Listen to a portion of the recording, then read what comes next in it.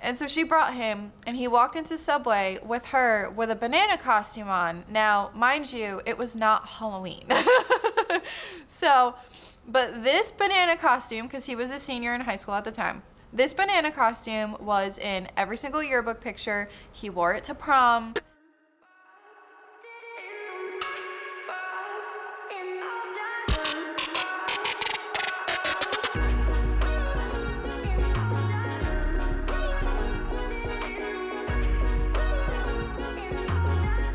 Hello everyone, welcome back to my channel. If you are new here, my name is Monica. I like to post anti-MLM and some life content.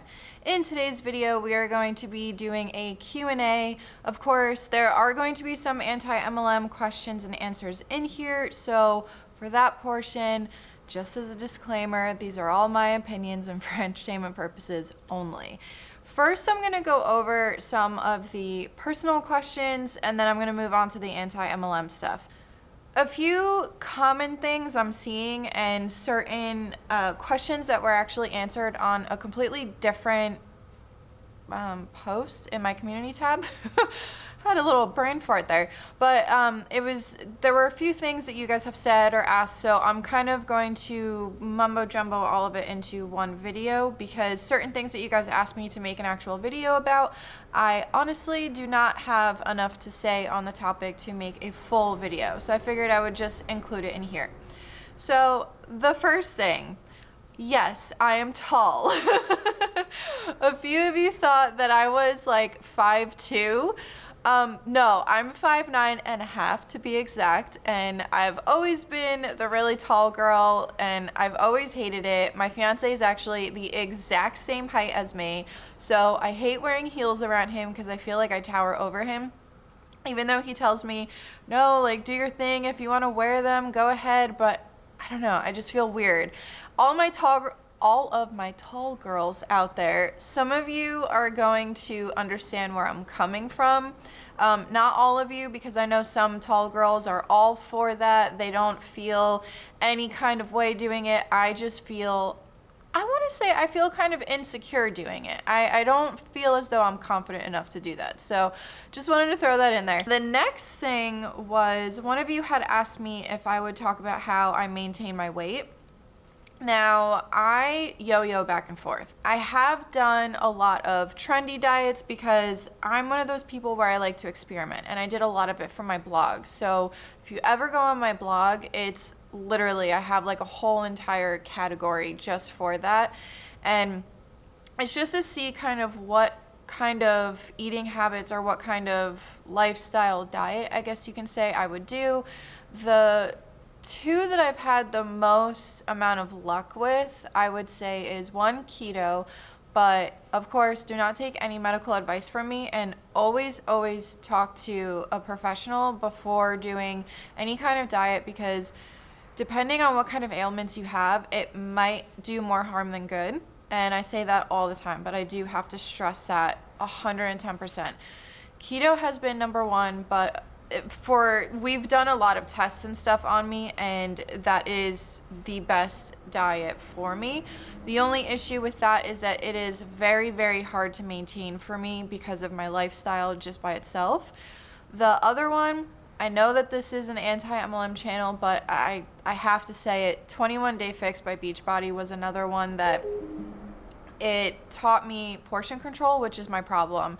I have a really big problem with portion control, and I have a really big problem with binge eating. So I'm not gonna lie, as much as I hate to say it, I really wish Beachbody wasn't an MLM, because I would probably still be continuing with it. But of course, if you're watching this and you're anti-MLM, don't support the structure. But if you really want to try it out, there's nothing I can do to stop you. The way that I maintain my weight now, honestly, with how crazy life has been, I haven't really paid attention to it. I guess you can kind of say, without me even thinking about it, I do intermittent fasting, and I kind of do intuitive eating. I think that's like a thing now. It just kind of happened because of the way that life is. It just kind of happened, and that's just what life has become. So right now, I'm really not doing anything to maintain it. I will say that I have a lot of favorites here on YouTube of who to watch for certain workouts. Yoga with Adrienne is probably my number one favorite person to watch because yoga has really helped me kind of stay a little calm, and with how crazy life has been, which I will get into in a little bit, I need that. And the one thing that I love about Adrienne, or Yoga with Adrienne, is every year she does a 30-day yoga challenge, which I have not even been able to start yet. So I will be starting that soon, but she's definitely one of my favorites. Superherofitness TV is another one of my favorites here on YouTube. Pop Sugar Fitness, especially their Tabata workouts. Any kind of Tabata workout, really. I hate cardio, but my body just needs cardio. That's kind of how I maintain my weight. There's really not much to it. I really don't eat all that healthy, and I really should be eating way more healthier foods than I am right now. I think it's just with stress and everything. I don't know if that has something to do with it, but I do recommend that if you are looking to maintain your weight, talk to a professional because they can help you. They can look at your history, what your body reacts better to, and they can help you more in that department. So I did have to throw that little disclaimer in there. Now moving on to the community tab questions. So the first one, how did you get into the CBD business or starting your own business? What made you want to start a blog, a YouTube channel, both times? I know you've had this channel for a long time. How did you and Nick meet? I think you're referring to my fiance. His name is Joe, but if I'm wrong, leave it in the comments section below because maybe I talked about a Nick in one of my other videos. I can't keep track of the names that I use in videos, so I'm really sorry. Favorite ice cream flavor, cake or pie? Favorite thing about the beach or Navarre, Florida in general? Because this person, she saw an Instagram post of mine and I tagged the place where I was, and apparently it's a place that she grew up in. So, small world. All right, so let's get into the first part of the question. How did you get into the CBD business or starting your own business? Honestly, I cannot take credit for the idea. That came from my fiance and his brother. His brother was stationed at Eglin Air Force Base, and so he's been trying to get my fiance and then later on me to come down to Florida for basically any means possible. And my fiance and his brother came up with this idea to open up the CBD store. Now, the problem is that there's so much garbage product out there. Literally, there's so much garbage product out there. Please don't ever get CBD from a gas station. I'm begging you, please do not ever get it from a gas station. Also, Amazon does not allow the sale of CBD.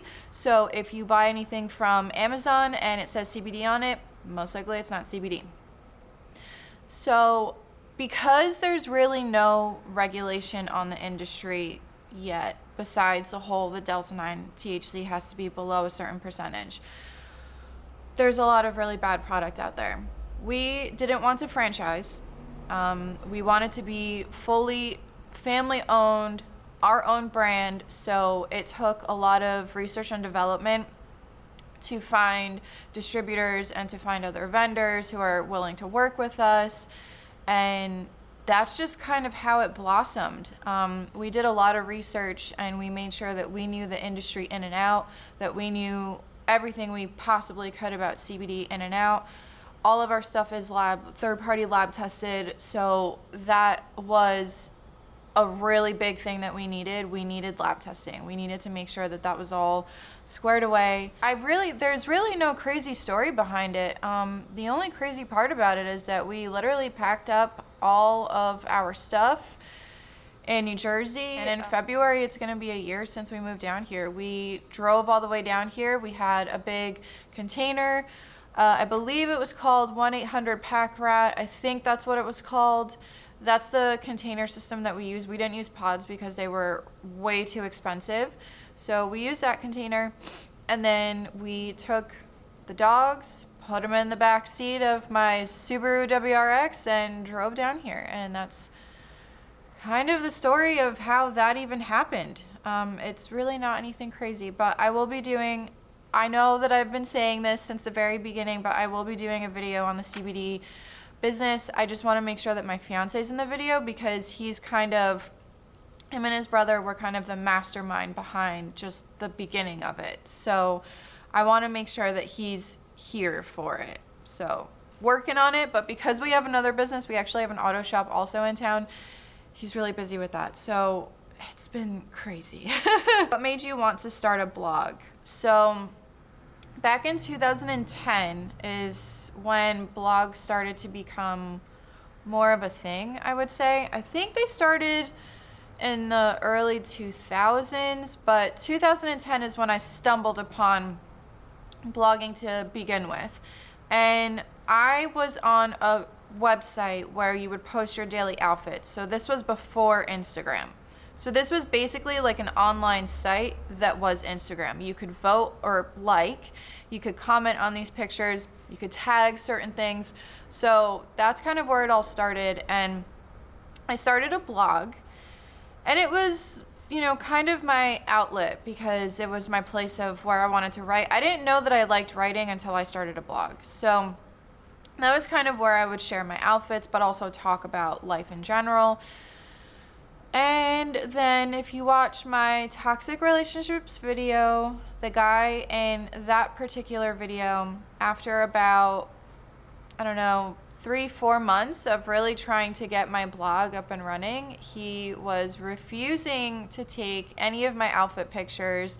He hated the fact that I had a blog, and because of how head over heels I was for him, I decided to shut it down. Then in 2013, I revamped my blog. I got back into the login information because one of my coworkers at the time was all about blogs. She was all the time. Every chance that she could get during lunch, that's all she did, was she just read blogs. And she would send me links to blogs. And then I would tell her, oh, like, I have a blog, but I haven't updated it. And she took a look at it, and she told me to keep going with it. So I did, and I've been doing it ever since. It's been almost, it'll be 7 years in April that I restarted because I don't count the 2010 since it was only a couple of months. 2013 was when I revamped everything, and I also archived the old blog posts because a lot of the old blog posts did have to do with my ex and his family, and out of respect for them, I took everything down and archived it. I still have it only because it is part of my life. I have not read any of those posts since I archived them, but I like to have them there only because my fiance calls me a hoarder, but I think for me it's more sentimental value and it's more memories because those are memories from the good times because I never talked about the bad times in 2010. So that's why I keep them. And maybe I should delete them. I don't know, but I don't know. Maybe I should delete them. We'll see. So I started my channel because I started noticing that YouTube was starting to get bigger and bigger about a couple months after I started blogging. So I put myself on YouTube just to see how I would do. I don't have that many videos. I have made a bunch of them private and I have deleted a bunch as well. I kept up my first videos and I kept up some of the ones that as much as they are really cringy, I do want to keep them up there for whatever reason. Again, hoarder, sentimental value, whatever you want to call it. So I started the YouTube as an extension of my blog, and I was hoping that I could get more into like the beauty aspect of YouTube, but that didn't really work out all that well.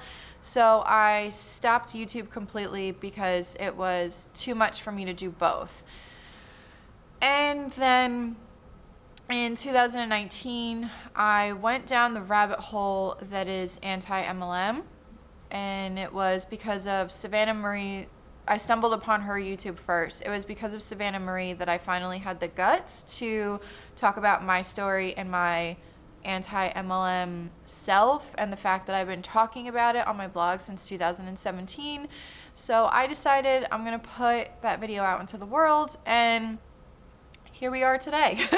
I'm gonna assume you were talking about Joe, my fiance. How did you and Joe meet?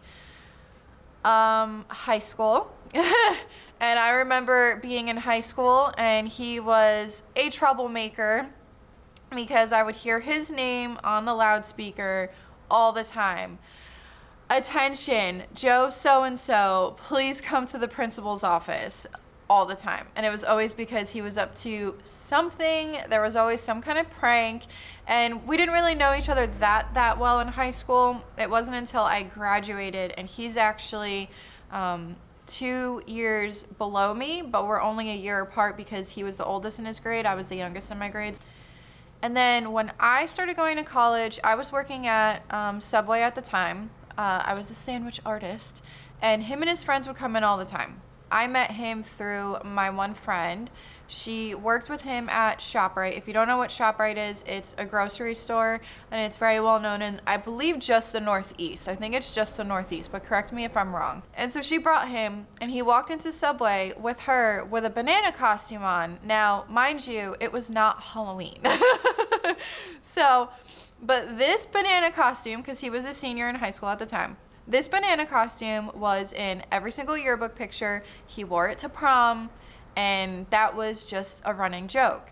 So that's how we met, and we became really close friends. And then from that on to about 10 years later, whoever we were dating at the time, if we bumped into each other with the people that we were dating, they didn't really like the other one, and we always got yelled at by our significant others. I guess everyone saw the sparks before we even did, because we friend-zoned each other when we were younger, and it just kind of never turned into something. Until 2014, he contacted me randomly on Facebook, told me that he's been looking at my blog and how I'm doing so well. And we found out that we worked right down the street from each other, which was crazy because the place that we worked was about 45 minutes away from where we lived. And we just met up for lunch one day, and that's kind of where it all started. And I'm going to have to give a shout out to his sister, who is my future sister-in-law and my maid of honor. If it wasn't for her, we wouldn't have been dating, because her and her friend came home when we were watching Cars. Now, the movie Cars, because when we were much younger, Cars, the first one had come out, and we did watch it together. So we were watching the second one. I had never watched the second one because I felt weird not watching it with him. Does that make sense? All of those years, I never watched it. So we were watching the second one, and his sister and her friend came home, and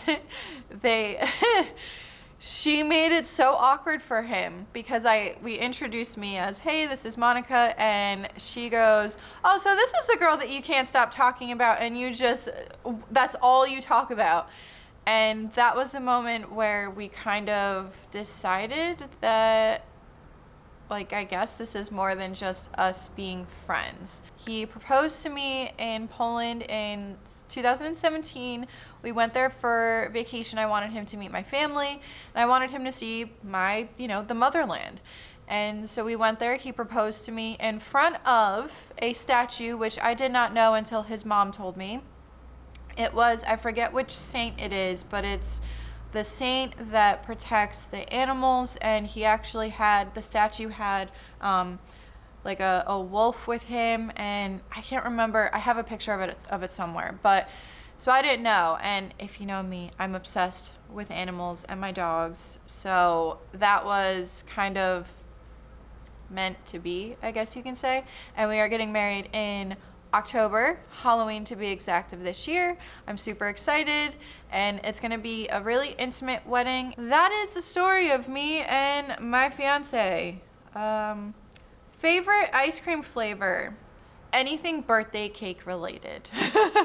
Birthday cake, party cake, whatever you want to call it, anything birthday cake related is my absolute favorite. And my guilty pleasure is birthday cake remix at Cold Stone. That is probably by far my favorite of all time.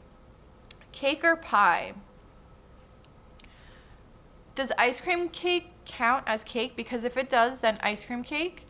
But if that doesn't count, I would have to say pie. And I would probably say apple pie, strawberry rhubarb pie, or pumpkin pie. It would be a competition between those three. Favorite thing about the beach, Navarre, or Florida in general? I'm still not used to it. I'm going to say that for sure. I'm not used to Florida. It's completely different from Jersey. Everything is so different. So I will say that I'm still getting used to it. My favorite thing about living basically on the beach is across the street from us. I want to say my favorite thing about living here is the fact that it's way more laid back, the weather, because I could not stand New Jersey winters anymore. I couldn't do it anymore. I'm getting used to the food because their version of pizza and Italian food and Polish food is just nope. But I will say that it's just the people are much nicer down here. Although I will say that sometimes I feel like they're too nice, because I've had people talk to me in the line at Walmart and tell me their whole life story. And I'm thinking in my head, like, okay, this would never fly in Jersey. When you say, hey, how are you? That's just us saying hi. So that's definitely been something to adjust to. But it's so different from what I'm used to. I lived in Jersey for 30 something years of my life and Texas for a couple months or several months. So it's different. But I will say the weather, the people, just how relaxed it is, and there's no like hustle and bustle, even though I still have that hustle mentality in my head. But there you have it on that. Where did From the Side of the Highway come from? Been wondering for a while.